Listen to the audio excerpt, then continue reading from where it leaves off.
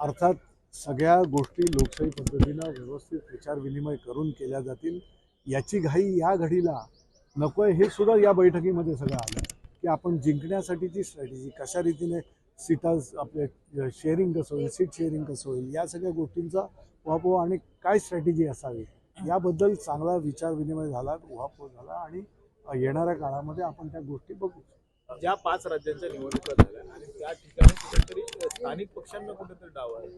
उदाहरणार्थ केसीआर यांना कुठेतरी डावळलं, काँग्रेसनं स्वतःचे उमेदवार उभे केले, त्यामुळे याचा फटका पडला. अशा पद्धतीचं जर असेल तर कशा पद्धतीने या जागा वाटपांचा फॉर्म्युला ज्या ज्या गोष्टी या 5 राज्यांच्या निवडणुकांमध्ये झाल्या त्यामध्ये काही उणिवा असतील, काही चुका झाल्या असतील, कुठं आपण काय हे पडलं याचं सगळं विश्लेषण प्रत्येक पक्ष करत आहे जो या निवडणुकांमध्ये होता. आणि त्यानंतर एक चांगली स्ट्रॅटेजी कशा रीतीनं हे करता येईल, एकत्रितरित्या येऊन आपण कशा रीतीने शेवटी या NDA किंवा BJPच्या सत्तेवर मात करू शकू याच्याबद्दलचा एक ठोस निर्णय कालच्या इंडिया बैठकीत. शेवटचा प्रश्न, ज्या 141 खासदारांचं निलंबन झालंय त्यांना आता संसद परिसरात सुद्धा येण्यास मनाई असणार आहे. आंदोलन ठिकठिकाणी केलं जातंय, निषेध व्यक्त केला जातोय. पुढची स्ट्रॅटेजी विरोधकांची काय असेल?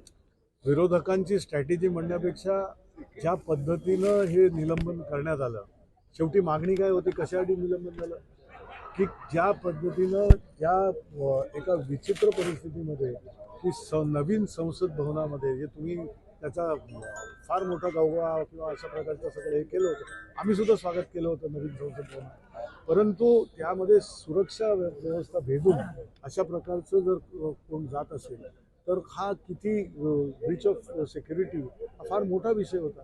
आणि त्यावर अर्थात अध्यक्ष महोदयांनी, लोकसभेच्या अध्यक्ष महोदयांनी जी जबाबदारी घेतली त्याबद्दलच्या सगळ्या गोष्टी सांगितल्या, पण आणि त्याबद्दलची हे सुद्धा इन्व्हेस्टिगेशन.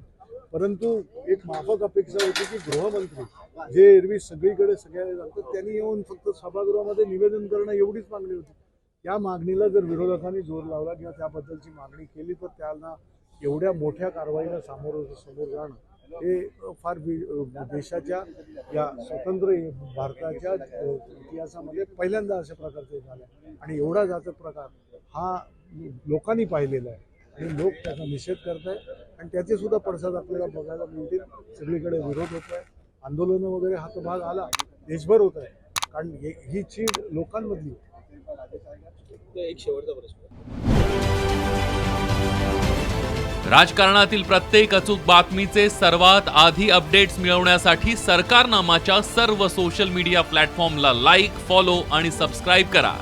तसंच सर्व नोटिफिकेशनसाठी बेल आयकॉन प्रेस करायला विसरू नका.